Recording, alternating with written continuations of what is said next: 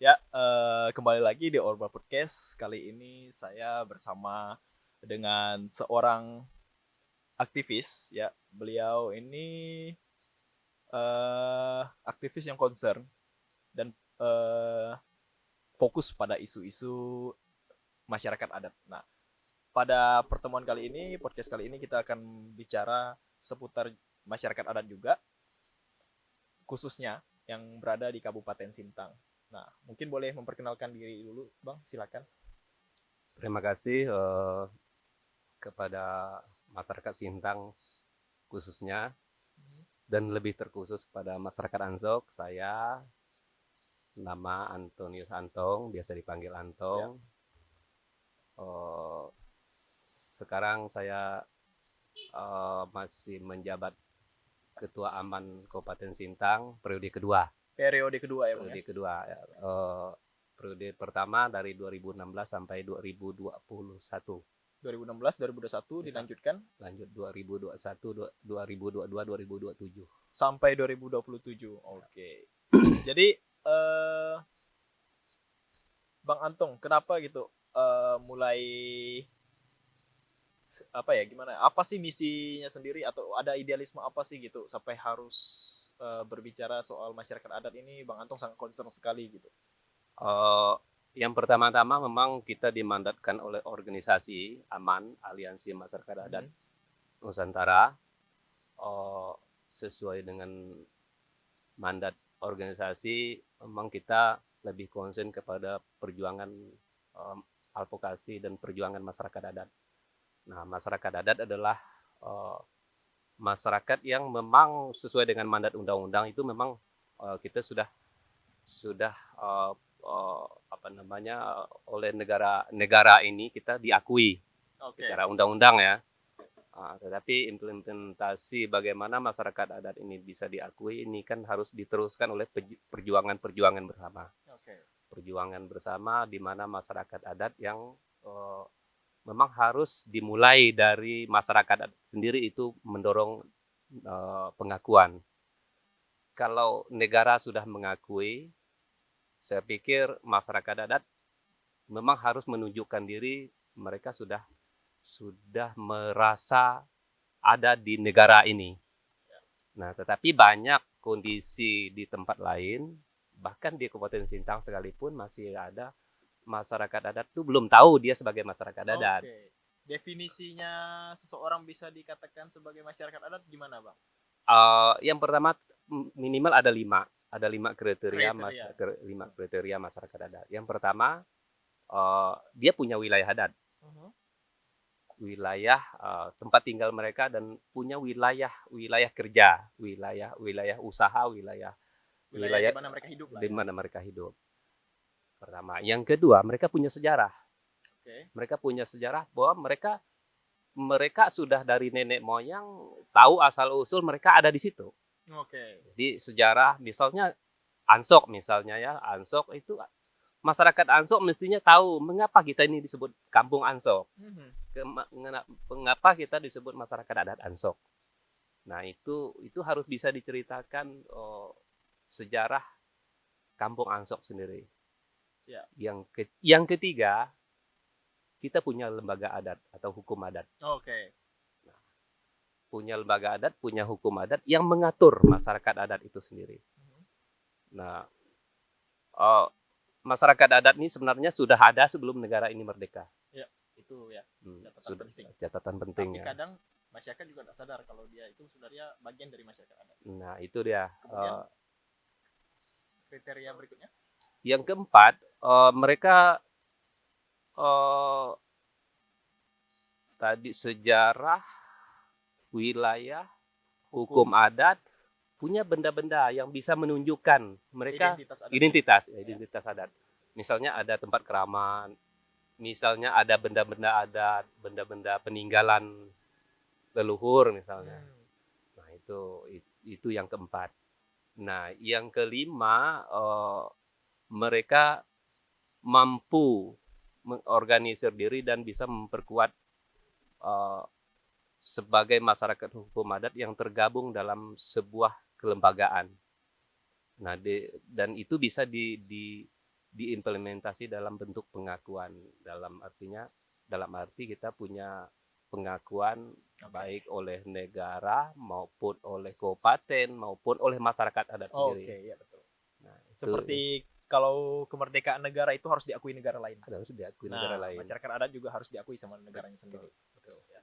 Nah, kemudian Bang, bicara masyarakat adat nih, Abang sendiri nih secara diri sendiri ya, kenapa peduli sekali kalau bicara soal masyarakat adat?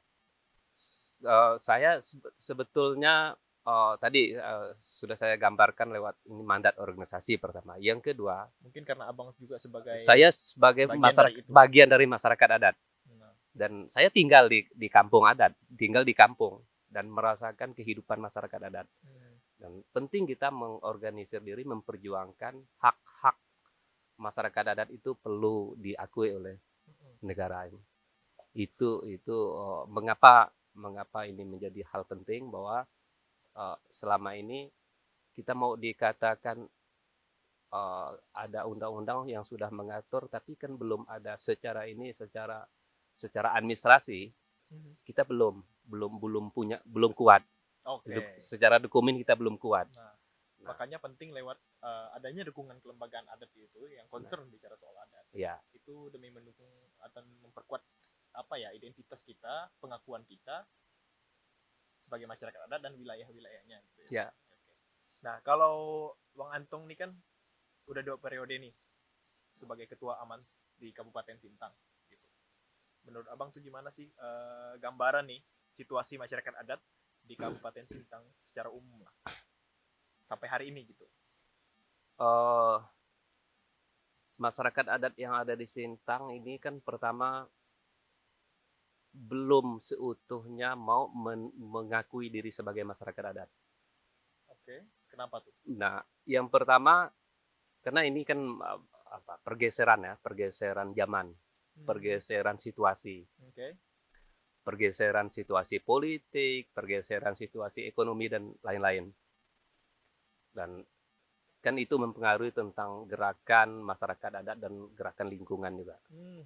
Nah, ini kalau kita lihat kebutuhan ekonomi masyarakat adat dengan situasi ekonomi hari ini, ya, itu sebenarnya banyak di tempat-tempat lain itu belum merasa itu penting.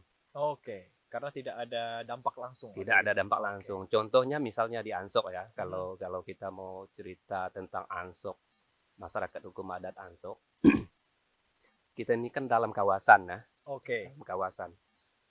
Dalam apa tuh kawasan apa tuh Pak? Kawasan tuh kawasan hutan, kawasan berhutan ya. HTI? Kita HPT, hutan produksi terbatas. Nah, dari nenek moyang dulu itu kan tidak pernah tahu sejarah kita dalam kawasan, dalam apa status negara ini, tanah kita ini, wilayah kita ini status apa, enggak. Masyarakat itu tidak penting tahu itu. Oke. Selama ini mereka merasa itu tidak penting karena mereka masih nyaman aja. Tidak ada soal. Gitu kan. Mau kampung ini masuk kawasan. Gitu. Ya, tetapi kalau kita lihat dihadapkan dengan perundang-undangan dan peraturan pemerintah hari ini, itu menjadi sebuah perjuangan baru ketika masyarakat adat. Yang pertama kalau kita melihat dengan kasus asap ya, tahun 90-an. Oke. Tahun 2015 ya, ya 2015. Itu masih asap uat itu, kabut asap juga. Ya. Nah, kejadian di salah satu tempat itu kan ada masyarakat adat yang dipenjarakan. Oke. Nah, dipidanakan ya. Terutama masyarakat adat yang di Tungau yang 6 orang itu. Oke, ya. Nah, melihat situasi itu, implementasi Perda 2015 sebenarnya sudah mengatakan bahwa kita penting mendorong pengakuan dan pelindungan masyarakat adat. Itu sudah ada peraturan pemerintah daerah nomor 12 tahun 2015. Nah, kejadian yang kabut asap itu kan salah satu tendangan keras bagi masyarakat adat ketika masyarakat adat dilaporkan sebagai pencipta asap lah ya. Penyebab dari ya bencana asap ini bencana ya. Nah, dengan kejadian itu perjuangan panjang sebenarnya teman-teman yang melakukan advokasi kepada masyarakat adat yang tertuduh waktu itu, dan banyak orang terlibat sebenarnya untuk melakukan advokasi. Nah, tetapi keterlibatan itu hanya sebatas perjuangan sesaat. Oke. Nah, Aman melihat situasi itu penting loh ini dilakukan pengakuan. Karena kita ini selalu tertuduh, padahal masyarakat adat dari dulu-dulu itu berladang. Ya. Masyarakat adat yang ya. di ini ya, yang di kampung-kampung pertama ya, yang khususnya suku khususnya Dayak. suku Dayak. Karena memang budaya berladangnya itu ada cara bakar juga. Ada Tapi cara. juga ada pengaturan lewat aturan adat kan, bagaimana ada pengetahuannya masyarakat bagaimana supaya ini tidak merambah gitu atau tidak meluas bakarannya gitu. Ya, itu ada aturan adat loh. Ya. Ada hukum adat yang mengatur tentang itu, dan pemangku adat itu kan harus memegang dan harus tahu. Oke. Harus tahu. Ketika berladang, membuka ladang misalnya, sebelum membakar itu kan ada ritual-ritual yang harus dilakukan. Misalnya kalau mau buka, bahasa kita di sini adalah misalnya manggul. Manggul itu kan pertama kita datang ke lokasi yang mau kita ladang. Itu harus permisi itu dengan leluhur. Dengan bahasa sini dengan puyanggana. Kalau cerita puyanggana itu panjang itu. Nah, itu permisi kita harus, hari itu hanya sedikit aja boleh nebas. Dan minimal 3 hari itu harus ditinggalkan. Ditinggalkan lah berarti tidak boleh datang situ lagi. Itu harus mencari mimpi, mencari firasat lah ya. Ketika semesta lah mendukung gitu. Ya, kalau hal-hal baik, mimpi-mimpi baik, firasat-firasat yang bagus. Ya, kalau firasat bagus, mimpi baik, itu boleh dilanjutkan. Kalau tidak boleh. Ya. Itu pasti ada bencana dalam keluarga itu paling tidak. Jadi itu tidak sembarangan manggul. Pertama kita ke lahan yang mau kita ladangi. Lalu yang kedua membakar. Membakar tuh kita buat sekat bakar. Kalau di bahasa kita di sini ngeladang. Ngeladang tuh buat sekat bakar. Sekat bakar misalnya ini kebun tetangga atau orang lain. Itu harus dibuat sekat yang bagus supaya api tidak menyebar. Ya, supaya api tidak menyebar. Misalnya kalau itu potensi kayu-kayu yang mudah kering misalnya, itu harus banyak orang ikut membakar. Ya, artinya kalau gotong royong juga gotong royong itu pasti. Di sini kalau membakar itu paling tidak 20 orang. 20 orang itu paling sekampung tidak. Ya, hampir sekampung. Bisa dan kalau membakar itu misal satu hari itu lebih dari 3-4 ladang itu bergiliran. Jadi kalau membakar ini, ini lahannya dekat dengan sini. Nah, itu harus memberi informasi. Ya, oke. Kembali ke topik lagi tadi, karena memang ada tragedi kabut asap di tahun-tahun lalu yang memang di situ ada masyarakat adat juga yang sebenarnya tertuduh sebagai pemicu gitu kan. Maka itu juga menjadi concern ya. Kenapa pengakuan itu penting, memahami juga bahwa dirinya masyarakat adat itu penting. Ya, sebagai upaya perlindungan. Nah, kalau yang terbaru Bang, situasi masyarakat adat, mungkin ada cerita baru gitu setelah tragedi kemarin. Hal-hal lain yang juga memicu bahwa masyarakat adat nih eksistensinya semakin perlu diakui gitu. Nah, kalau berangkat dari kasus yang tertangkap, peladang tertangkap itu kan, teman-teman kami sampai membuat namanya ada lembaga PPT, Pejuang Peladang. Kebetulan kantor kita ada di Pontianak, dan kita selalu melakukan advokasi. Nah, mengapa kita penting mendorong pengakuan masyarakat adat? Karena waktu mereka tertangkap itu ketika ditanya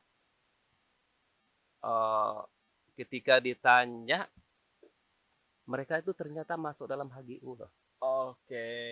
Ya. Dan mereka tidak pernah mendapatkan belum pernah mendapatkan informasi tentang mereka itu berada di mana.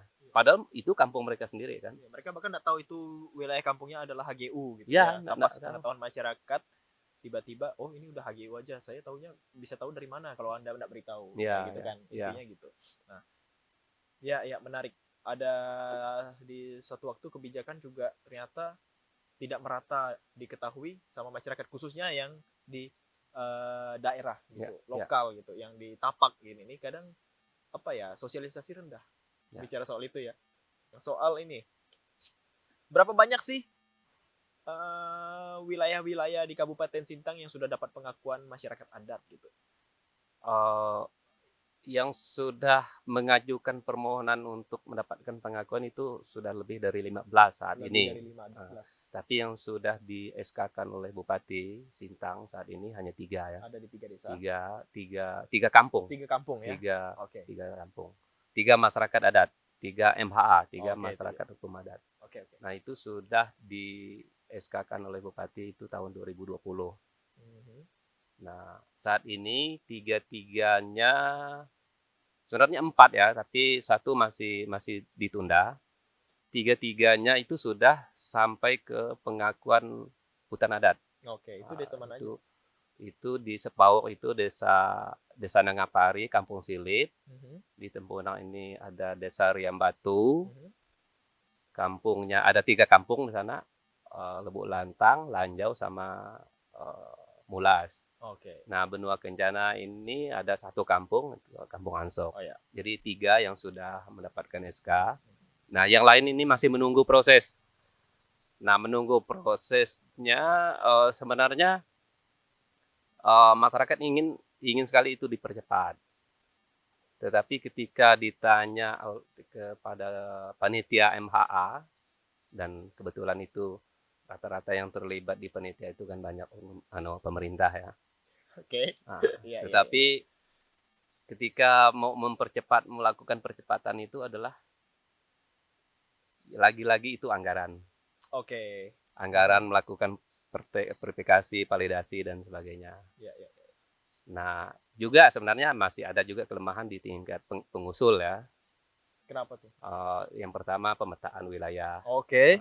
Ini mungkin pekerjaan serius bagi kita adalah pemetaan wilayah. Karena kalau mau mendorong pengakuan ini kan harus ada wilayah Ya, adatnya yang mau diusulkan. yang mau diusulkan. Nah, rata-rata di sini yang banyak kendala. Yang lama panjang prosesnya. Dan apa namanya? Bagi pihak pengusul ini kan tingkat pengetahuan bagaimana kelengkapan dokumen ini kan masih lemah juga ya. Nah, saya berharap sebenarnya di sisi pemetaan wilayah adat ini kan mudah-mudahan teman-teman para penggiat masyarakat adat bisa mempercepat dan mendorong kegiatan ini. Ya, yang jelas ini butuh dukungan juga dari banyak pihak. Ya, yang pasti kan. Banyak pihak. Bahwa ini bukan cuma soal kerjanya panitia, bukan cuma soal kerjanya para aktivis yang concern soal masyarakat adat juga, tapi masyarakat itu sendiri. Ya. Ya, harus ada semangat dari masyarakatnya sendiri bahwa kita penting nih diakui sebagai masyarakat adat. Nah, mengapa penting nanti kita akan dengar langsung alasannya dari Bang Antong juga. Nah, tapi sebelum kita menuju itu, tantangan dan kendala yang dihadapi dalam mencapai pengakuan masyarakat adat itu sebenarnya gimana? Tantangan itu memang yang pertama itu dari masyarakatnya sendiri. Oke. Dari kalau kita melihat ini ya, melihat situasi saat ini adalah yang pertama masyarakat itu implementasi peraturan, sosialisasi dan sebagainya ini masih lemah. Dan masyarakat belum cukup mampu mengorganisir diri sendiri ya. Nah, itu tantangan pertama. Yang kedua adalah bagaimana proses perjuangan ini setelah masyarakat kuat dan mampu dan dokumennya lengkap, ini kan ada kaitannya dengan situasi politik. Iya. Nah, itu tidak bisa ditinggalkan, pasti masuk ke situasi politik yang hal-hal seperti ini. Ini kan kepentingan orang banyak dan membutuhkan banyak pihak, banyak situasi, banyak hal yang memang harus dikolaborasikan bersama. memang situasi politik sangat berpengaruh sekali pada capaian yang ingin dituju sebenarnya, walaupun itu juga sebenarnya harapannya untuk kesejahteraan bersama gitu ya. Ya. Kemudian gini, apa sih ancaman yang mungkin terjadi kalau masyarakat itu masih belum diakui sebagai masyarakat adat gitu? Selain yang kayak tadi ya, mungkin tadi karena masyarakat juga bisa dituduh gitu, padahal itu wilayah adatnya dan dia juga nggak tahu ternyata itu masuk kawasan kampungnya gitu kan. Nah, selain itu ada lagi nggak? Ancaman yang lain adalah itu sebenarnya ketika masyarakatnya tidak sadar dan kebijakan tidak berpihak kepada masyarakat itu kan, yang pertama-tama itu adalah lingkungan. Oke, soal Lingkungan itu masif sekali kerusakannya ketika masyarakat adat tidak membantu menjaga. Oke. Kalau dikaitkan dengan situasi politik sebenarnya, ini kan kalau mau kita melihat momen politik ini kan, politik juga kan bukan hanya politik praktis memilih siapa dan bagaimana. Luas. Politik ini kan luas. Ada tentang politik tentang ekonomi, politik tentang lingkungan, dan itu bisa dikaitkan semua. Politik agraria. Nah itu politik menguasai kan? Iya, urusan penguasaan lahan. Penguasaan lahan. Ya, apalagi betul. Sekarang muncul bank tanah tuh. Bisa saja orang memiliki lahan, misalnya mendorong sertifikat atau melepaskan itu menjadi APL, melepaskan izin misalnya. Nah, suatu saat misalnya, anggaplah misal sertifikat ya, sertifikat. Orang buat sertifikat, di kampung-kampung buat sertifikat. Ketika sudah ada sertifikat, ini mau disekolahkan nih anaknya. Nah, sertifikatnya mau disekolahkan ke bank, ke CU dan sebagainya.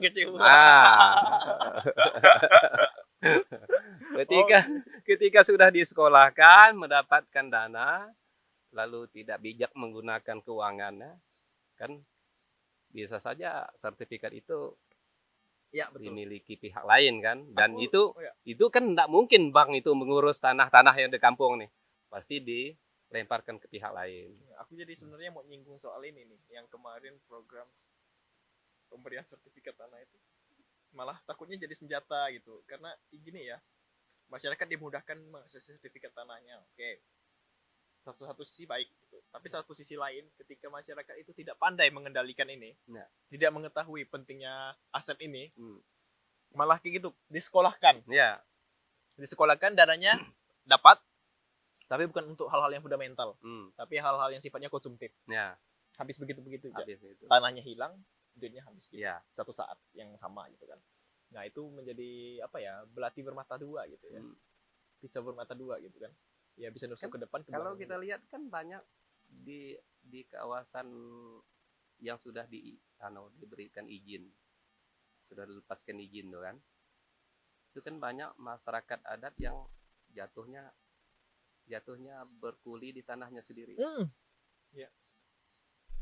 Nah, itu kan salah satu akibat, dan akhirnya apa? Karena tidak ada tanah dikelola lagi, tidak bisa tempat beladang, nanam ubi pun tidak bisa lagi kan. Betul. Semuanya membeli. Ya, berarti ini ya, Bang. Pentingnya juga masyarakat ini diakui sebagai masyarakat adat, bukan sekedar diakui sebenarnya. Bukan sekedar diakui. Tapi bagaimana mereka menjadi lebih berdaya.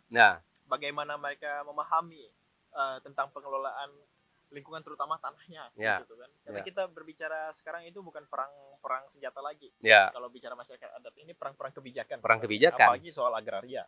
Gitu. Nah, mungkin ini, Bang, langkah dan strategi demi mencapai pengakuan hak masyarakat ini, masyarakat adat. Nah, jawabannya gimana sih? Gitu. Seperti yang mungkin udah selama Abang dalam periode 2 tahun ini sudah mendampingi dan sudah mencapai ini 3 desa yang sudah ini tantangannya, dan ini demi menjawab ini strateginya gimana, Bang? Yang pertama-tama yang sudah ter-SK-kan MHA-nya itu sebenarnya itu kan perjuangan mandiri oleh masyarakat adat dan penggiatnya juga kan.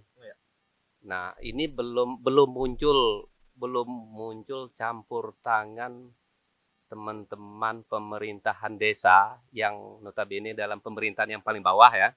Nah, itu saya pikir belum cukup, atau belum ada strategi mereka mau masukkan anggaran ke sana. Oke. Nah, jadi Jadi saya pikir itu yang penting diperkuat, teman-teman pemerintahan desa itu mau melakukan dan mau masukkan anggaran untuk Ya. mempercepat itu. Sebisa mungkin mendukung lah ya, Ya, menyiapkan gitu apa Ya. sih kebutuhan sebenarnya, diberikan kesempatan gitu Ya. untuk pengakuan ini lewat strategi penganggarannya Ya. gitu. Ya. Mungkin ada yang lain lagi. Nah, yang kedua adalah memang eh, perlu apa namanya? Perlu peluru atau amunisi yang kuat di tingkat kabupaten lah pertama. Paling tidak mereka punya program, dan misalnya di dinas pemerintahan desa ya, itu diperkuat di situ, Oke. mendorong pengakuan. Jadi strateginya arahnya sebenarnya di situ. Ada dua sebenarnya dinas yang penting sebenarnya terlibat langsung. Ya, yang punya pemegang kepentingan Ya, ini, megang ujung kepentingan itu tombaknya ya. pemerintahan desa sama dinas lingkungan hidup. Oke, dinas lingkungan hidup dan pemerintahan desa. Ada Baik. 3 sebenarnya. Yang satu adalah pemuda dan pariwisata, dinas Dispora. Dispora. Itu kan ada, saya pikir bisa masuk di situ. Oke. Nah, lalu bagaimana sebenarnya apa namanya di RPJMD kabupaten itu harus masuk sebenarnya penganggaran itu. Oke. Karena selama ini alasan tidak ada anggaran karena memang tidak pernah dituliskan dalam RPJMD kabupaten. Tidak pernah dimasukkan. Tidak pernah dimasukkan. Dan saya pikir teman-teman bukan pejuang ya, di perwakilan masyarakat, dewan pertama, saya pikir itu perlu memperkuat itu. Karena selama ini saya pikir belum kuat mereka untuk mendorong. Mereka yang ditunjuk sebagai wakil harusnya benar-benar mewakili aspirasi. Ya. Kita mendekati momentum 2024 gitu. Bagaimana mereka melihat lewat episode kali ini ya. Kita bisa berbicara lebih dalam lagi kalau memang ada kesempatan untuk ngobrol langsung nih dengan para wakil rakyat nih, bahwa bagaimana sih kepentingan mengakui masyarakat adat, karena yang membawa Anda duduk di kursi empuk itu adalah masyarakat dari akar. Ya. Gitu. Saya pikir itu salah satu strategi yang penting dalam waktu dekat ini.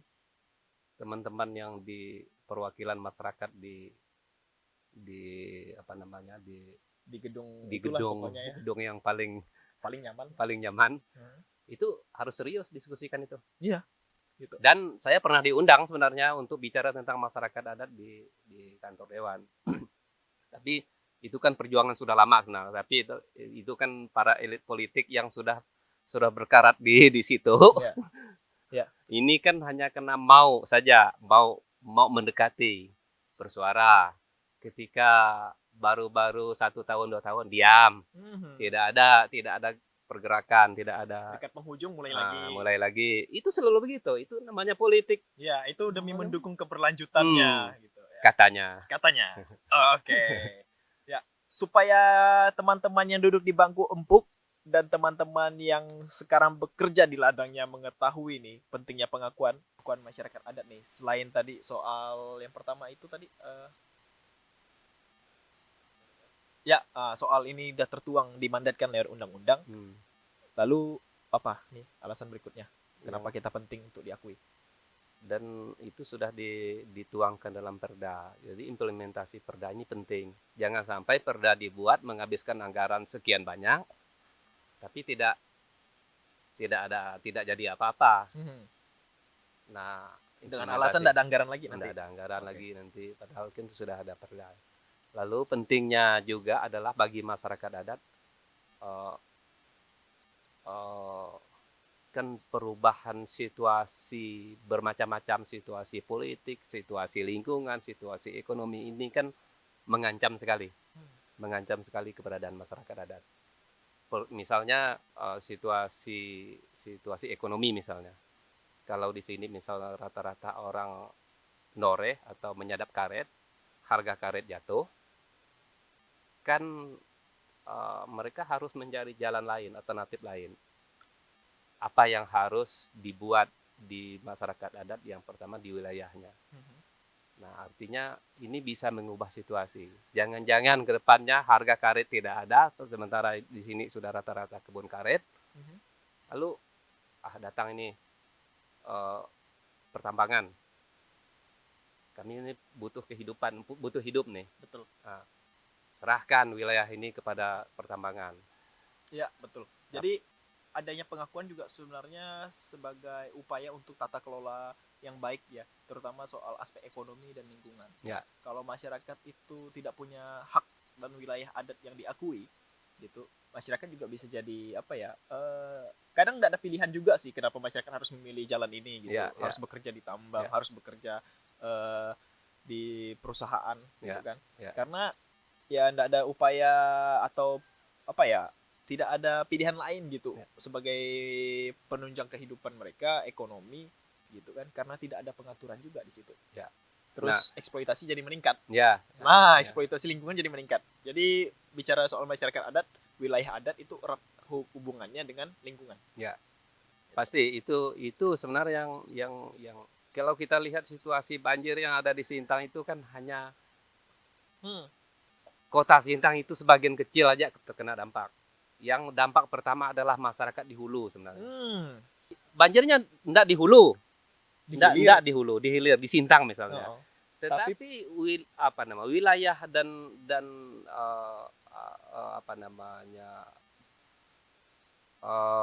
hasil potensi masyarakat yang ada itu kan dirampas, diambil.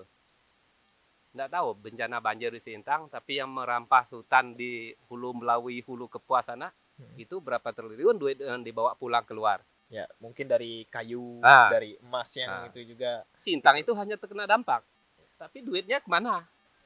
Udah biasa bang makan getah. Kan gitu anunya.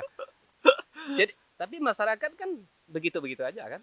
Ya, tidak ada perubahan yang sangat signifikan ya di masyarakat hulu itu malah. Ya, betul. Nah, yang lain adalah ketika kita sudah mendapatkan pengakuan, masyarakat adat sudah mendapatkan pengakuan, dan masyarakat adat yang menjaga lingkungan, mengendalikan ekonomi masyarakat adat, mencari ekonomi alternatif. Misalnya kalau di sini contoh masyarakat sudah mulai menanam kopi. Oke, di Ansok sudah mulai menanam kopi ini kan sudah hampir 20.000 yang sudah tertanam. Ini sedang lagi penyemaian itu hampir 30.000. Ya. Nah, itu kan sebenarnya kita kan mau mencari ekonomi alternatif. Yang meminimalisir eksploitasi terhadap lingkungan. Nah, tetapi walaupun ada kopi nanti, tapi saya pikir Sintang enggak lah. Sintang kayaknya belum ada nih desa yang produsen kopi ya. Ya, belum ada, dan enggak lah kopi itu. Tapi itu ikan bisa isu dimainkan para medis nanti. Oh, kopi jangan diminum, ini racun nih. Kan bisa jadi. Itu kan strategi marketing, Bang. Nah, itu masalahnya nanti kan depan. Itu namanya market mekanisme. Ya, betul. Jangankan itu, Bang. Sekarang yang lagi gonjang-ganjing tanam sawit aja, sawit bisa dijatuhkan harganya kalau mau gitu. Ya, itu kan kembali lagi ke pasar ya. Gitu. Nah, kemudian ini, Bang, soal mimpi lah gitu bagi masyarakat adat yang ada di Kabupaten Sintang atau khususnya di Ansok juga gitu. Mimpi bagi masyarakat adat menurut Abang tuh gimana? Yang pertama-tama adalah penting masyarakat adat yang pertama-tama yang berada dalam kawasan ya. Itu memang segera dilepaskan dari kawasan. Karena dalam arti dilepaskan bukan masyarakat itu mau merusak, tetapi dengan aturan adat yang ada itu kan membantu pemerintah menjaga. Ya. Tapi ketika masyarakat menjaga kan apa kontribusi negara ini terhadap masyarakat adat. Nah, itu harus diketemukan itu. Oke. Nah, yang yang berikutnya adalah ketika masyarakat adat sudah diakui, kita maunya masyarakat adat juga bukan hanya sekedar paham dan tahu dan ada dokumennya, tapi masyarakat adat bisa mengorganisir diri, bisa mengikuti situasi yang tidak mengancam lingkungan, dan ekonomi juga bisa bertumbuh. Ya. Nah, itu yang penting. Yang lain adalah ketika masyarakat adat sudah diakui, yang dalam kawasan bisa dilepaskan, masyarakat adat masih bisa berekspresi sesuai dengan adat dan budayanya masing-masing. Yang Melayu sesuai Berdikari dengan lah ya. berdikari. Jadi merdeka dalam masyarakat adat adalah bukan artinya kita bisa hanya merdeka secara ekonomi, Ya. tapi merdeka secara budaya, Lingkungan terutama. berdaulat secara politik, Ya. mandiri secara ekonomi. Nah, Ya, ya. jadi lingkungan terselamatkan, dijaga. Artinya kita tidak serakah lah. Ya, berdaulat atas Nah, wilayahnya itu penting juga tuh. Itu penting. Dan dalam mengelola wilayah adat dan lingkungan ini kan kita tidak serakah. Kalau kita tidak serakah ya leluhur dan Yang Maha Kuasa itu tetap memberikan berkat kepada kita. Ya. Nah, kalau kita serakah ya seperti ada perusahaan pertambangan dan sebagainya, itu kan duitnya dibawa keluar. Ya. Masyarakat adat ditinggalkan masih gitu-gitu aja. Ya, itu banyak terjadi di beberapa pulau di Indonesia ya. Mungkin besok di Kalimantan kita nggak tahu, kalau kita terus nggak pernah mau belajar, nggak pernah mau ngerasa bahwa ya kita ini penting eksistensinya untuk diakui. Nah itu tuh. Hari ini sebenarnya mengapa masyarakat adat penting mendapatkan pengakuan? Ibu kota negara ini pindah ke Kalimantan. Itu Kita juga. tidak tahu situasi ke depannya ibu kota negara ini. Kalau kita lihat titik nol Kalimantan Timur di suku Pasir itu kan teman-teman Muslim yang berada dalam wilayah itu. Nah, mereka terancam punah. Ada salah satu suku namanya suku Balik di Kalimantan Timur itu terancam punah. Mereka hanya tidak lebih dari 20 orang lagi yang bisa berbahasa ibu, berbahasa asli. Ya, bagaimana nih peran anak muda seharusnya, Pak? Nah, penting anak muda mengorganisir diri lewat BPAN, lewat gerakan-gerakan pemuda yang lain. Maka pariwisata juga penting datang, penting hadir untuk ini kan. Ya.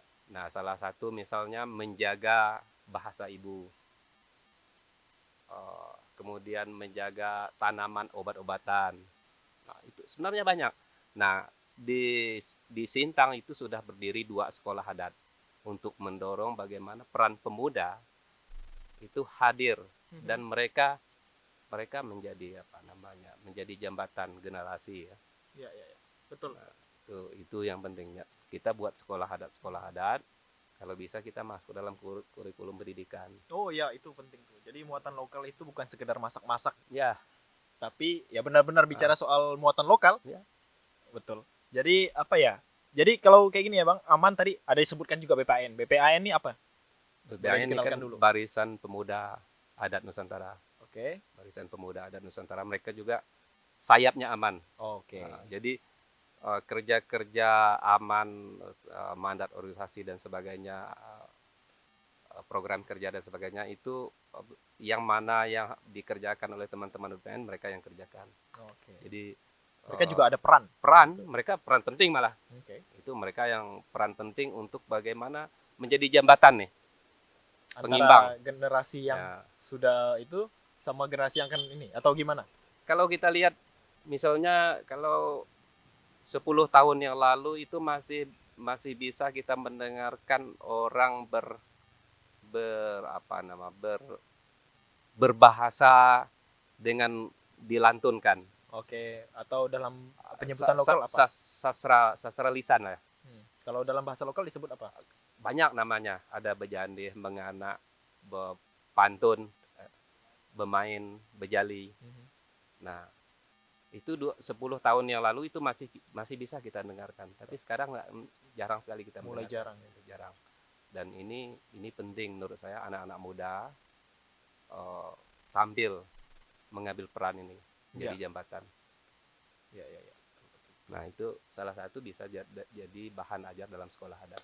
Ya, betul. Penting juga tuh selain masuk sekolah adat, kalau bisa kurikulum nasional itu memasukkan soal muatan lokal gitu. Nah, khusus di Papua itu hari Kamis, Jumat, Sabtu itu wajib di sekolah itu berbahasa Papua. Kalau tidak berbahasa Papua ditempeleng guru. Guru yang mulai itu.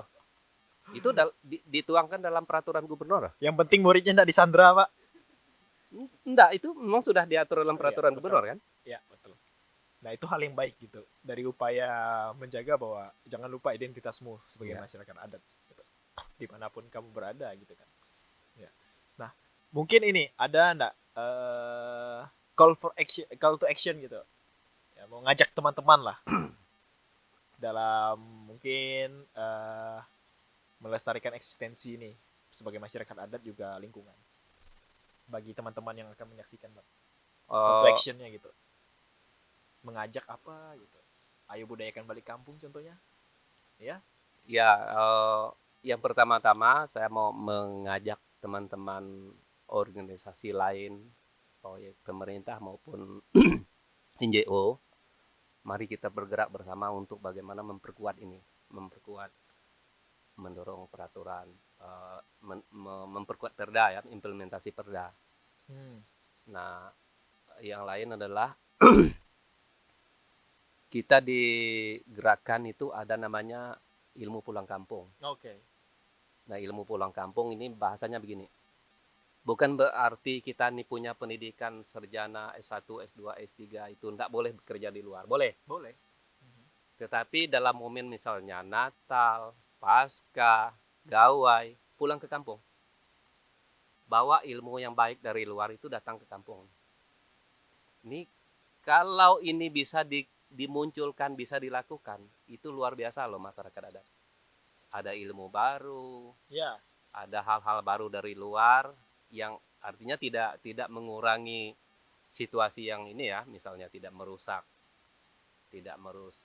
tatanan masyarakat adatnya, tidak merusak lingkungan, Tidak merusak budayanya. tidak merusak budaya.